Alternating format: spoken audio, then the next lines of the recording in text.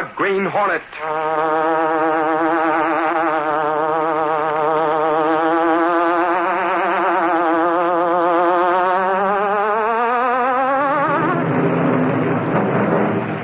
He hunts the biggest of all game, public enemies who try to destroy our America.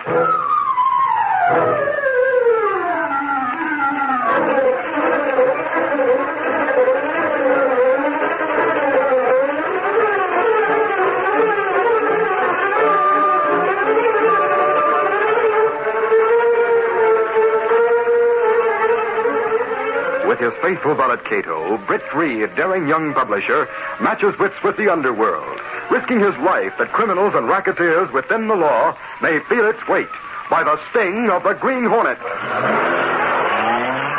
Ride with Britt Reid in the thrilling adventure Paid in Full. The Green Hornet strikes again.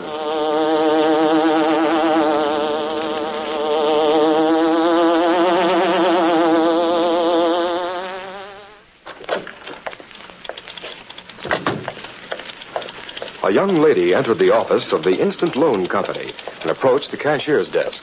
You want to make a payment, miss? No, that is, I'd like to speak to the manager, please. Oh, sure.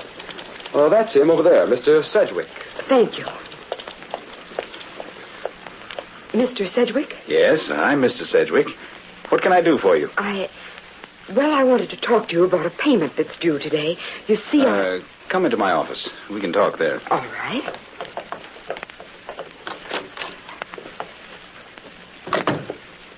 Sit down, Miss... Wellston. Alice Wellston. Yes, of course. I believe I remember you. Do sit down. Thank you. Now, what is it you want to see me about? It's about a payment on a loan. It's due today. I have only 2 more to make, including this one. I see. Well, it isn't necessary to see me about it. Just go to the cashier's desk. That's just it, Mr. Sedgwick. You see, I can't pay it today. That's not so good. Just a minute. Yes, Mr. Sedgwick? Bring me the contract signed by Miss Alice Wellston right away. Yes, sir. Of course, Miss Wellston, we make our loans in good faith, and we expect our clients I intend to pay it. All I want is a few days' grace. I see. And when could you make the payment? This is Wednesday. I can bring it in Saturday morning without fail. Here's the contract, Mr. Sedgwick. Thanks. Now, let's see now. You borrowed $200, putting your car up as collateral. That's right. I've made all the payments, including the interest, except 2. I'll have the entire loan paid off by next month. It's a little unusual for us to extend the due date, Miss Wellston. But in your case, I think we can make an exception. We'll expect your payment on Saturday. Oh, thank you very much, Mr. Sedgwick. You can count on it. I appreciate your kindness. Not at all, Miss Wellston. Goodbye. Goodbye. I'll be in Saturday.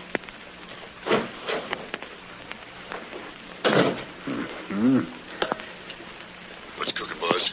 Joe, is Lenny back there with you? Yeah, he's right here. Good. Now, listen, there's a girl just leaving. You and Lenny Taylor, and the minute she leaves her car, snatch it. Take it over to the used car lot for a quick sale. I get it. You'll have to move fast before she drives away. We'll get right after her, boss. Won't Miss Wellston be surprised?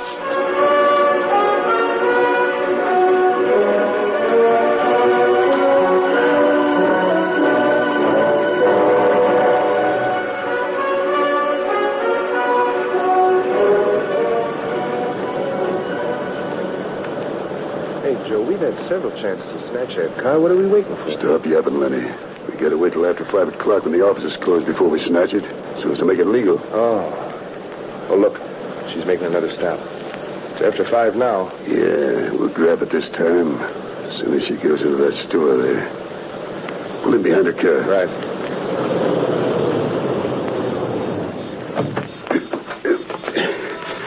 I have a duplicate key to her car. Sedgwick made her leave it when she borrowed on it. I'll drive it.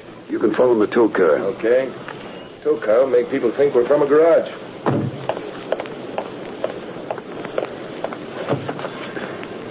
Wait a minute there. What are you getting in my car for? Look, sister, we got orders to bring in this car, see? I'm from the loan company. So you better not set up a scrug. But there must be some mistake. There ain't no mistake, see? You can't take my car. I'll call a policeman and... You know what's good for you. You'll keep your mouth shut, see? A gun. Sure, and it works, too. Take my advice and stay away from the cops. Okay, Lenny. Follow me in that tow car. Sure, you get going. I'll be right behind you. Oh, wait a minute. Let me phone Mr. Sedgwick. I'm sure he'll... Sedgwick told us to get this jalopy, sister, and I'm getting it right now. No, don't. Wait. Come back. Oh, Say no, miss. Is there anything the matter? my car.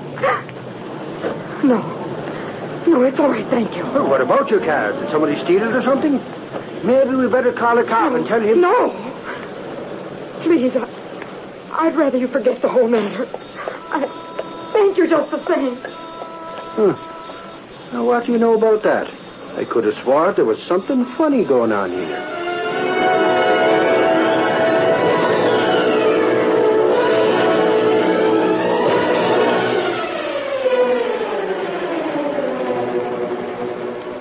A short time later, Axford was telling Britt Reid, young publisher of the Daily Sentinel, about the incident. And the tow car pulled right out behind the car the guy drove away in.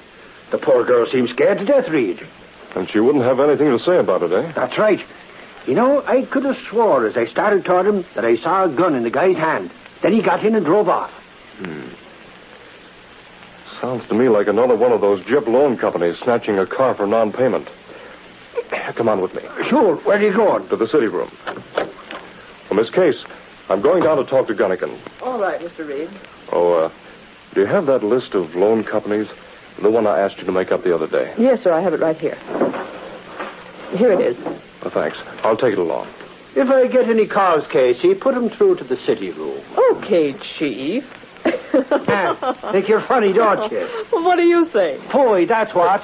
Come on, Axford. That Casey thinks she's smart. I'll tell her to take us for one of these days. She's not... Oh, see?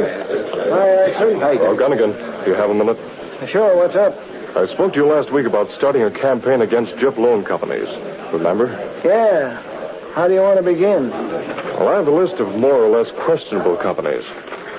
I suggest you assign a couple of men to go to those places and try to get small loans. How will that prove anything, Reid? Well, all of them will want to know your business connection. Those that are not on the level will probably refuse the loan when they find out you're from a newspaper. That'll be just the beginning of the weeding out process. I'll put Axford and Lowry on it, Chief. The trouble is, Reid, the people who are gypped are always afraid to put up a squawk. I realize that, Axford. In our editorials, we'll stress the importance of any victim of a loan shark going to the police. With a few witnesses, it'll be easy to move against them. You can start out in the morning, Axford. If I get to borrow any dough, what do I do with it? You won't get that far. If any of them tell you they'll make a loan, you can tell them you'll be back. Then call back and say you've changed your mind. Sure. All we're interested in are the ones that refuse to consider making a loan to a newspaper man. So try to act like you really are a reporter. In all the years you've been here, you still don't act like you're a city... Gunnigan, let me know what the boys find out. Meantime, I'll write an editorial. If we can open up a way to get at those crooked loan sharks, we'll really be doing a public service.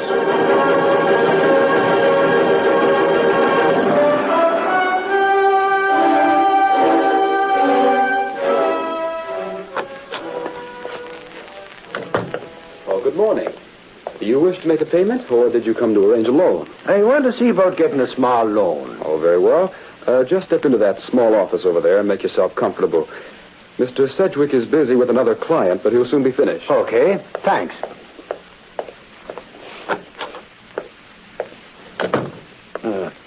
Laid out just like the others. Here's the contract you signed, Mr. Stacy. You just read it over. I don't give a hang about that contract. I borrowed $100. You took out $6 when you gave me the loan. Said it was interest. And since then, I've made 4 $26 payments. Now you say I owe one more payment. The interest is 6%, figured by the month, Mr. Stacy. You see, you still I've owe us... more than repaid that loan. I'm not paying another cent, do you hear? Then forget it, Mr. Stacy. Of course, it's unusual, but in your case, we'll just consider your loan as paid in full as of now. Darn right it's paid in full. Moreover, I think this is a chip company. One of those loan rackets I've heard about. Hold on, Mr. I'm going straight from here to police headquarters to report this place as a racket. Just a minute. If you take your excuses to the police. Go on, crook. I ain't waiting here any longer. Oh, just a minute. Mr. Sedgwick can see you now. No, thanks. I've changed my mind. So long. Huh. That's a funny one. Get your own money for me. I have a job for them to do. Okay, boss. Right away.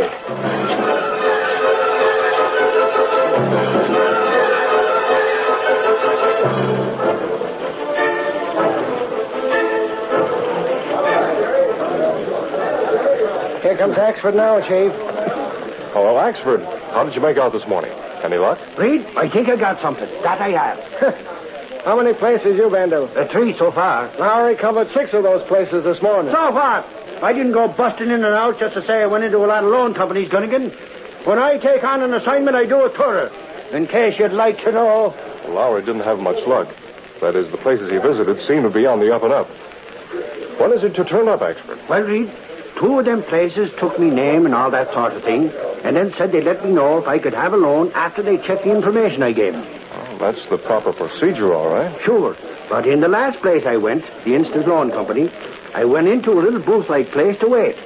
While I was in there, I heard a guy named Stacy talking to the manager, Mr. Sedgwick, about his payments. That's gonna make a fine headline. Reporter hears man talk about loan payments. Gets inside story of life of guy named Stacy. Oh. They now Gunnigan for 2 pins, I tell you. Forget it, Axford. What was it you overheard that you think is important? That chap, Stacy, that is, was sore as a boil. Said he borrowed $100. They took out $6 when he got the dough. That was for interest, they said. What's wrong about that? Wait a minute, will you? Then Stacy said he'd paid back 4 payments of $26 each, and they still wanted 1 more payment. He said he wasn't going to pay it and was going to report the deal to the cops. The manager told him to forget the $26, but he said he'd go to the cops anyway, and slammed on out, mad at the hatter. Then what? I got up and left. I went down to cops' headquarters, but they didn't get a complaint from Stacy. Neither did the DA's office. Guess he got cold feet. That's the trouble. People don't realize that in a case like that, they should report it. If we could get in touch with that man, Stacy, maybe we could get him to give us... Steady, Dask. Oh, it's you, Larry. What's up? What's that? When? Who was it? Okay, get all the details and call him in. Goodbye. What's happened, Gunnigan? Oh, Larry says a guy by the name of Jim Stacy, but... Holy mackerel. Stacy was the name of the man you told us about, Axford. What happened to him? He was found shot to death out on River Road a short time ago.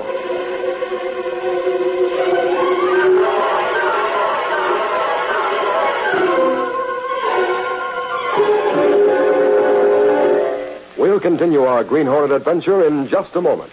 Now, back to the Green Hornet. After hearing of Stacy's murder, Axford went to police headquarters. Later that afternoon, he returned to the Sentinel building and entered Britt Reid's office. Hi, Reid. Hi, Katie. I've been waiting for you, Axford. Shall I start on these letters while you talk to Axford, Mr. Reid? Oh, you can wait a few minutes, Miss Case. Any news, Axford? Reid, I told Sarge about what I heard at that loan place this morning. Did they find out whether the murdered man was the same Stacy whom you heard talking? Sure, it was him, all right.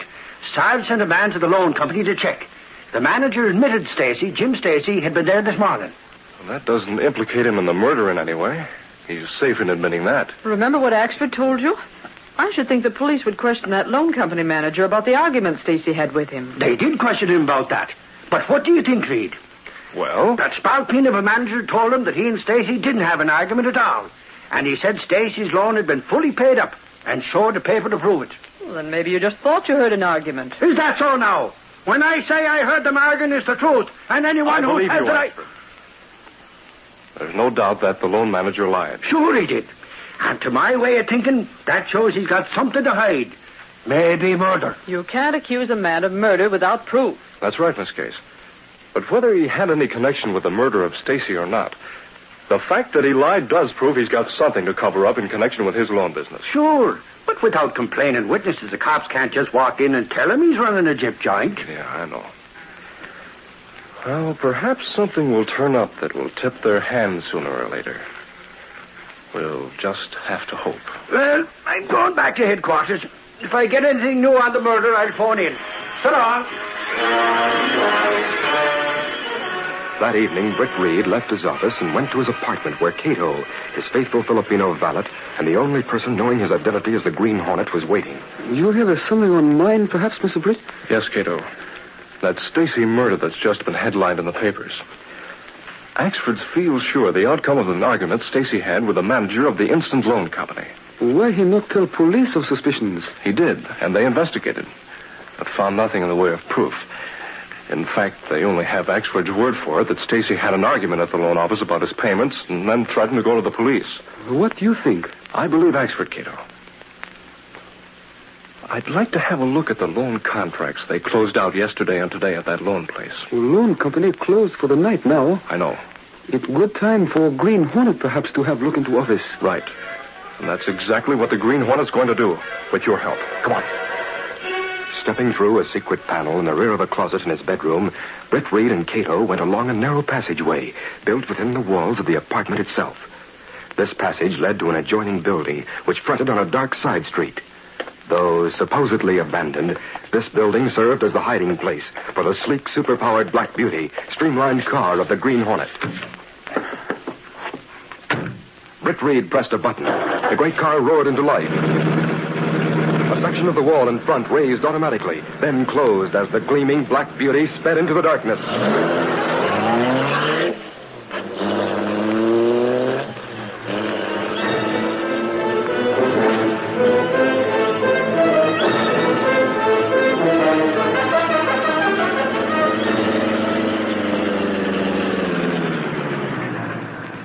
We're right in back of Instant Loan Office.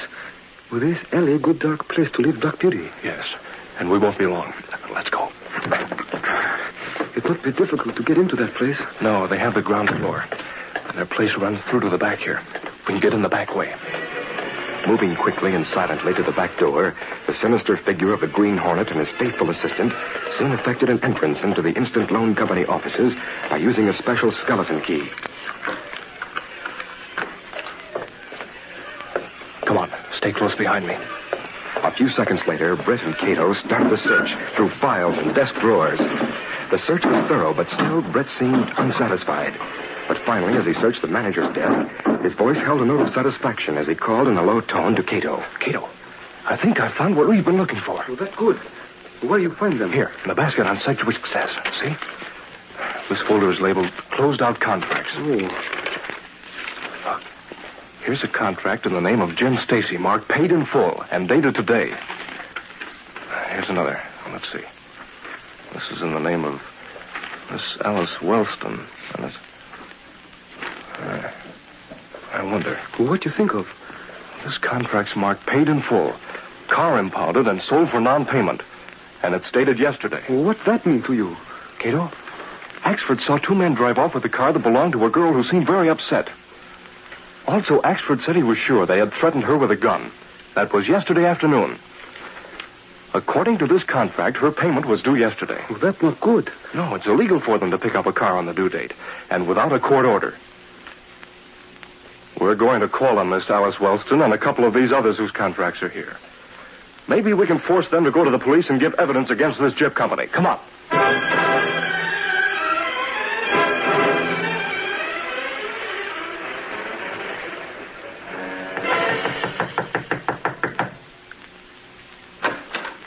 Well, what can I do? Oh. I came here to talk to you. I'll come in. No. Why have you come here? You're the Green Hornet. Right. And I came because I heard you were shooting your mouth off about your deal with our loan company. So, you're in with the Instant Loan Company, too. What do you think? Why don't you let me alone? I told Mr. Sedgwick I'd pay my next payment within 3 days. Yet they took my car. Now you come here. I came just to warn you. If you don't keep your mouth shut, you'll get what Stacy got. Stacy? He's the man who was murdered. Then that loan company was responsible for his... Just remember what I say. Keep your mouth shut. If you don't, you'll end up like Stacy. So long. Oh, this is terrible. I'll phone the police right now. Later, Mr. Sedgwick, sitting at his desk in his study at home, was startled to find he had an unexpected visitor. What the... How did you get in here? Open windows are always an invitation to me, Sedgwick. What do you want, Hornet? I came to make a little proposition. Such as? I happen to know one of your clients, a Miss Wellston, has decided to go to the police about her dealings with your loan company. For a price, well, I'd be willing to see to it that she disappears. I can handle my own affairs without your help, Hornet. My lawyers will take care of any complaints that may arise against my company. Quite a front you put on, Sedgwick. Moreover, I don't deal in murder, so you're barking up the wrong tree. Get out. You'll be sorry, Sedgwick. But since you're not in the mood, I'll leave. Now it's his move. I'll wait and see if he makes it. Better open the door a bit.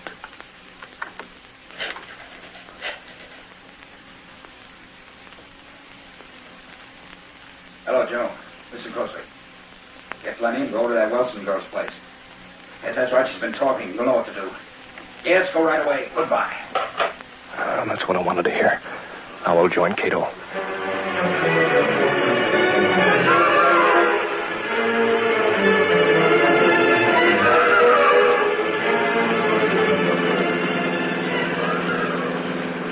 What do you think happened, Mr. Britt? We'll park in the shadows near Miss Wellston's place and watch. I know she phoned the police, so by now they've sent a couple of men out there.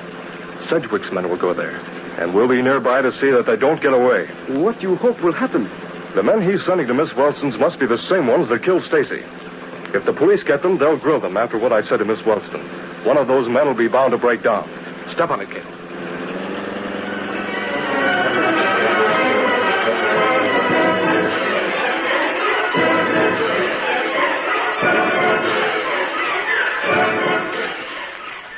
Miss Wellston, when you phoned headquarters a while ago, you said the Hornet had been here.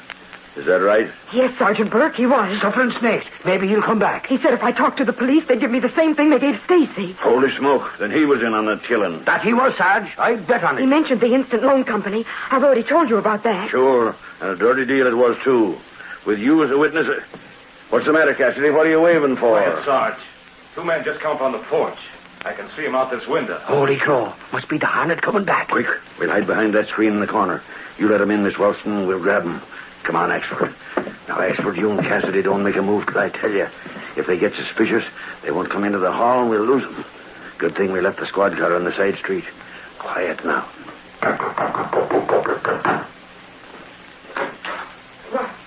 What do you want? We got a few things to talk over with you, lady. I guess you'd better come inside. Now, what do you want to talk about with me? You tell her, Joe. Yeah. Listen, lady, we understand you were shooting off your mouth after we told you not to. But why should you think that? After all, when you pointed that gun at me and took my car, I was too frightened to tell anyone. She's lying, Joe. Boss has got ways of finding out things. Sure she's lying. Listen, sister, we ain't taking any chances, see? You're coming along with us. You wouldn't do what was done to that Mr. Stacy, would you? Hey, why do you mention that guy? What's the difference, lady? What's the matter? Shoot! Hey, what is behind that tree? Come on. After him, quick! Hey, you dimwit. Just when they were about to spill the beans. Holy crow, Sarge. I had a sneeze. Yeah, so they're getting away. There they go, down the walk. Shoot, Sarge. Stop! Stop, I say! They're getting away. Look, a squad car coming out of the side street right in front of the killers. They smacked right into the squad car. We got them now. Come out of that car with your hands up, both of you. Don't shoot. Don't shoot. Joe's hurt. You'll be hurt, too, if you try anything funny. Grab him, Cassidy. I got him. We'll take them both to headquarters. Little drilling will tell us all we want to know. That guy'll hang for Stacy's murder. That he will. No, I didn't do it. I'll tell you everything, but I didn't do it. Take him away, Cassidy. See if the squad car around. Don't look like it's much damaged, and we'll bring the other one. All right, get him I'm telling you, officer, I had nothing to do with it. Yes, Sarge. Who was driving that squad car? We were the only ones who came here in it. Great day. I didn't think about that. Listen, that's the Green Hornet making a getaway. Say, he must have been the one who drove that squad car in front of the killer's car. You mean to say he What delivered... I mean is that the Hornet was probably making off with that squad car so as we couldn't follow his pals. but he didn't reckon on them smashing right into him. Holy crow, that must have been it. And 'twas because of him we caught the other two. Sarge, I'll bet his face will be red this night. That it will. Wait till Reid hears about that.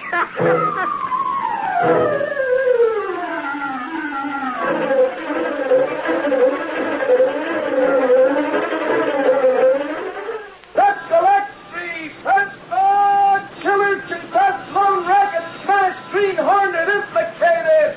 Read all about it! Green Hornet still inside! That's the Lextree! That's